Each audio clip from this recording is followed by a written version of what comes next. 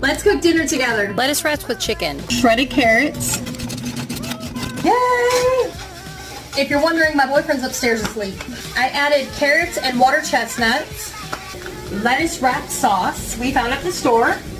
We're cheating. The sauce is like a sweet peanut sauce. It's really good. There it is. This was our first time making lettuce wraps. Let's try these. I had no clue what I was doing, but I tried to do it anyway. We kept the wraps pretty simple. And here's mine with lettuce and chicken. One more for my boyfriend. Some lettuce. It's harder than it looks. It's so cool though. Also made some fried rice. Turned out really good. These are really good, you guys. Chow mein noodles, like crunchy noodles. These are good. They didn't have the rice noodles to put inside the wrap, so we just did these. That's good. Sauce is good though. It's good. See you guys.